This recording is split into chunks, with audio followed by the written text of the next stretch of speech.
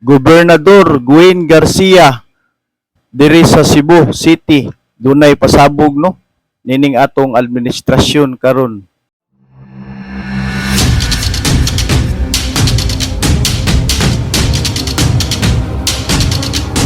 Ang adlaw na sab kanato mga kaistorya naa na sab ta karon sa lain na usab nga kabuluhan nining atong vlog no political hon dinhi sa atong nasod nga Pilipinas. Tungod nini mga kaistorya no doon natay buhatan og reaksyon nining po sa Sugbo News kabahin nining pamahayag ni Gobernador Gwendolyn Garcia dinhi sa Cebu mga kaistorya. Tungod kay medyo bugat-bugat niyang mga pamulong mga kaistorya tungod lagi ning atong mga nahitabo karon no sa ato ang nasod kabahin ni atong mga politikanhon nga panag-away mga kaistorya. Doon na siya mga punto diri mga kaistorya di natong tagaan og reaksyon sa iyang mga gipangbuhian nga mga pulong tungod lagi ni atong sa mga kababayan nga dunay mga negative nya doon na say mga positive nga mga pagdapig mga kaistorya no. So mo ni iyang gi tan-aw diri mga kaistorya atong tan-aw no ning iyang gipamahayag ato ning suwayan og play mga kaistorya. Tan-aw na to. Nawa ba akong respeto ni Presidente Duterte? Wala. Nadungog ba ninyo? Maski usa lang kapulong, pagdaot kaniya? Wala. So, ningon siya mga kaistorya no sa iyang unang statement nga doon na ba ang kitang mga tao no nga mga ordinaryo nga mga Pilipino labi na diri sa Sugbo nakadungog ba daw kita sa iyang mga pamulo nga nagdaot si Gobernador Gwen Garcia ni kanhi Tatay Duterte mga kaistorya o PPRD.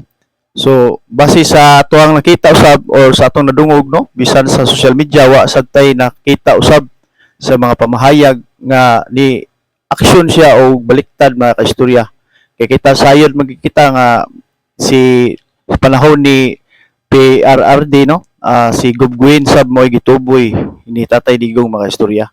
So wa sad ta kadungog no sakto po diyang giingon mga kaistorya tong padayon nun. Kaya ko makamao, ngamutan aw og utang kabubuton niadtong 2019 sa dihang nagtinguha kini inyong igsuon nga mobalik pagka-gobernador kinsay iyang giindusar way lain si Gwen Garcia ug ang atong Vice President. So iyang giingon nga doon na ba siya na gipamulong nga bati so ningon sa wala unya niadtong sa nga 2019 sa diha nga mibalik si kini si Gobernador Gwen Garcia sa pagdagan sa isip gobernadora diri sa Sugbo. So ang gituboy usab ni Tatay Digong no mao kini usab si Gobernador Gwen Garcia. So medyo makaingon sa tanga dili gid siya kaingon siya nga wa na tungod kay wa siya mosulti og bati kay doon na siya utang kabubuton ka mao kuno si Gobernador Gwen Garcia nga mo tan-aw no mo bati og utang kabubuton. So sakto sab na makaistorya isip usa ka kung kita mag doon na gitay maayong gawi no kining gitawag og maayong binuhatan dili gid na sa nato bati sab nga muhatag ta og dautan nga bisan si kanhing administrasyon mo'y ni hatag no og pagtuboy ngadto ni Gobernador Gwen Garcia. So sakto sab niya giingon mga kaistorya. So tiwaso na to. Si Inday Sara, doon na ba ko'y gilitok nga mangiad batok kaniya? Wala. O dili gayon ako makaako. Tungod kay. So ingon po siya nga ni kining Vice President Sara Duterte no ni sulti usab siya nga doon na batay nadungog batok kaniya ni Gobernador Gwen nga ni sulti usab siya og bati no ngadto ni Vice President Sara. So ningon sab siya mga kaistorya wala usab ta kadungog mga kaistorya no. So klaro og tin-aw mga kaistorya yung ipamahayag nya atom sa lang nakita po no bisan sa mga social media o bisan sa mga media sa outlet sa radyo o telebisyon no wa sa tay nadungog usab nga nisulti siya og mga negative side mga kaistorya. So tiwaso na to. Ako makaako. Tungod kay lagi niadtong 2019 iya usab akong giindusar. Ili ni kabahin kung kinsay loyal ni President Duterte o kinsay loyal ni President Marcos kay wa man muda. So mausab lang mga kaistorya no. Ni wa usab siya mohatag og bati bisan sa niadtong 2019 si Inday Sara gyapon moy ni kadapig ni Governor Gwen Garcia. Unya ningon sab siya karon nga dili kuno kini moy basihan karon or moy kalang moy timailahan nga moy at asa tadapig no kay dili karon politika sa presidential kun dili midterm election no. So atong tiwason ang istorya. Marcos kay wa man mudagan ning silang duha. Sila Di ba? Ningon siya nga wala man ni sila mudagan kini si kining mga Duterte o si kini si BBM no. Ang mga Marcos wala ni sila magdagan karon tungod kay karon midterm election paron mga kaistorya. So election pa karon sa local o ngadto sa mga senatorial pa mga kaistorya. May gitawag og midterm election sa mo nakaingon siya nga ngano kuno atong ikumpara kining duha mga kaistorya nga wala pa man kini sila mudagan kining duha mga kaistorya. So tiwason na to. sila na di ay dili kita man local midterm election. Kung kita mosuporta ning kasamtamang administrasyon Di mo na makastorya, mabugat yang gingo no. Tungod kay nakita sa nato karon mga kaistorya bisan diri sa Sugbo nga kung mo dapig kuno daw ang usa ka tawo ngadto sa administrasyon no. Medyo lagi kontrahan gid kay mga kaistorya tungod kay majority ato sa nakita nga majority sa mga katawhan labi na diri sa Sugbo nga ni dapig gid sa kanhi presidente Tatay Duterte mga kaistorya. So mo na giingon mga kaistorya no. So atong tiwason yang gibugat nga mga pulong mga kaistorya no.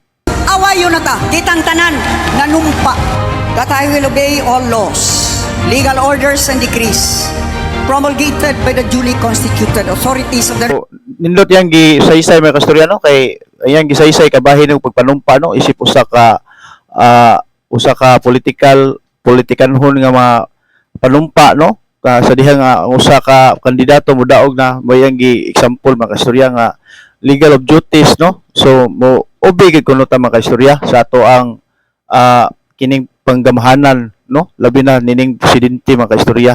So mayang giingon mga kaistorya tiwason na to. og lakip na ni ana ang paghatag og respeto ug kinsa karon ang presidente sa Republika sa Pilipinas. Kung No tinaw gi tataw mga kaistorya nindot bugat kayo yung ipamulong nga ilabi na kuno sa atong sa Republika ng Pilipinas presidente. So mo respeto gi kuno ta mga kaistorya kay mao gi kuno nay gisumpaan usab nila mga kaistorya o isig ka politiko nga kung naka sa mayor, congressman, bisan sa kining mga gagmay nga mga kuan sa panggamhanan no mga konsehal. So dapat mo respeto kita kay presidente man siya mga kaistorya no. So bugat og tinaw kayo mga kaistorya nindot yang pagka-explain ani mga kaistorya ni Gobernador Gwen Garcia. So tiwason na to. kung di man mo respeto sa tao, respetuha ang posisyon. Kung dawato nato na kita mga Pilipino ang tinguha nga mo So nindot kay mga kaistorya no. Kundi kuno lang ta mo respeto sa kining kanang usa ka tawo no nga naglingkod, respetuan lang nato ang iyang posisyon. Sakto gid mga kaistorya kay mao man natong gibutaran no. Balaan man lang ang pagbutar mga kaistorya kay gihaguan gina nato sa usig ka Pilipino nya kuan gina panupaan gina gani kung molumpa ng usa ka presidente nagkurnit gina siya og Biblia mga kaistorya no. Timaan sa pagkabalaan sa iyang posisyon mga kaistorya. So nindot kay mga kaistorya no. So dinhi tataman mga kaistorya sa ato ang gihatag nga reaksyon nga vlog kabahin ni ato ang panghitabo sa atong nasod nya kini atong gitagag reaksyon kini nga video no niaging adlaw pa ni mga kaistorya pero karon pa nato nabuhatan og reaksyon mga kaistorya kay naintriga sa tanim mga kaistorya kay medyo bugat mo niyang gipamulong nya nindot sa tin-aw sa para usab sa katin-awan sa kadaghanan mga kaistorya. So dinhi tataman mga kaistorya may adlaw kanatong tanan. God bless at all.